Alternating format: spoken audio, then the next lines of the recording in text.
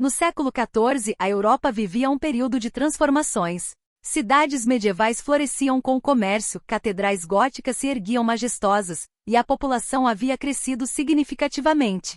Entre 1000 e 1300, a população europeia quase triplicou, chegando a cerca de 75 milhões de pessoas. As rotas comerciais conectavam o Oriente ao Ocidente. A famosa Rota da Seda trazia especiarias, sedas e riquezas, mas também algo invisível e mortal. Os navios mercantes genoveses e venezianos dominavam o Mediterrâneo, enquanto cidades como Paris, Londres, Florença e Veneza se tornavam prósperos centros urbanos. A vida cotidiana era dura, a maioria da população vivia no campo em condições precárias de higiene. Nas cidades, as ruas eram estreitas, sujas, e as pessoas viviam aglomeradas. A medicina era primitiva, baseada na teoria dos humores e práticas que hoje consideraríamos supersticiosas. A origem e propagação da peste.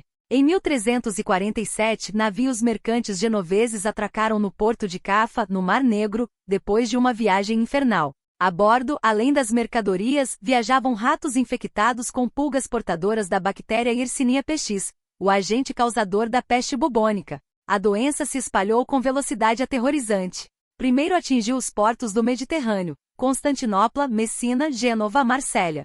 As rotas comerciais que antes traziam prosperidade agora carregavam morte. Em questão de meses, a peste havia se espalhado por toda a Europa. Os sintomas eram horríveis: bubões dolorosos nas virilhas e axilas, febre alta, manchas escuras na pele, daí o nome morte negra, vômitos com sangue. A morte chegava em poucos dias, às vezes em poucas horas na forma pneumônica da doença. Os cronistas da época descreveram cenas apocalípticas. As pessoas dormiam saudáveis e acordavam mortas, escreveu Giovanni Boccaccio.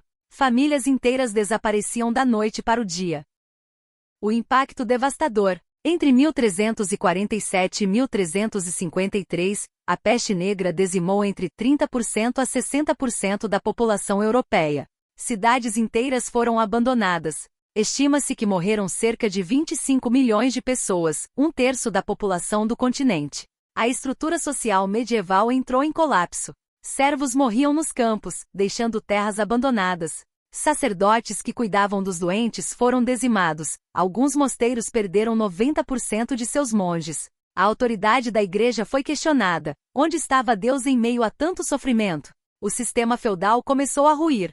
Com a escassez de trabalhadores, os servos sobreviventes passaram a exigir melhores condições e salários. Muitos fugiram para cidades em busca de oportunidades. Os senhores feudais, desesperados, ofereciam terras e liberdade para atrair trabalhadores. Surgiram movimentos extremistas. Os flagelantes caminhavam pela cidade se açoitando publicamente, acreditando que a peste era castigo divino. Judeus foram perseguidos e massacrados, acusados injustamente de envenenar poços.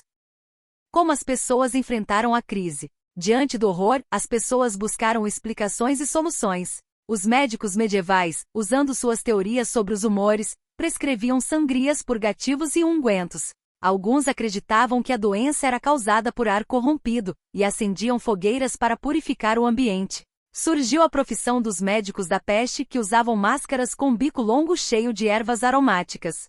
Embora ineficazes contra a bactéria, algumas práticas acidentalmente funcionavam. O isolamento dos doentes e a queima de corpos ajudavam a reduzir a transmissão.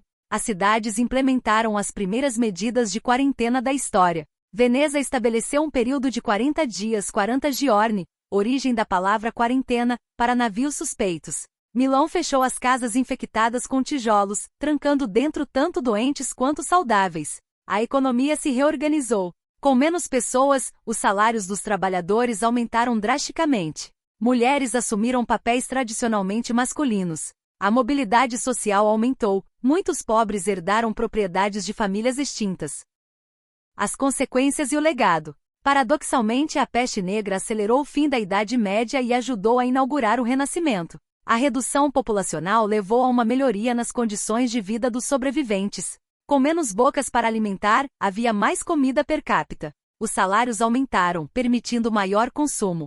O sistema feudal se desintegrou definitivamente. O poder se concentrou nas mãos de reis e burgueses urbanos. Surgiram os primeiros estados nacionais modernos. A Inglaterra viu a revolta dos camponeses em 1381, reflexo direto das mudanças sociais pós-peste. A medicina evoluiu. A experiência com a peste levou ao desenvolvimento de hospitais públicos e primeiras práticas de saúde pública. Universidades como a de Montpellier se tornaram centros de estudos médicos mais práticos e menos teóricos. Culturalmente, a proximidade com a morte transformou a arte e a literatura. Surgiu a dança macabra na arte, lembrando que a morte não escolhe classe social. O Decamerão de Boccaccio retrata perfeitamente esse período de transição.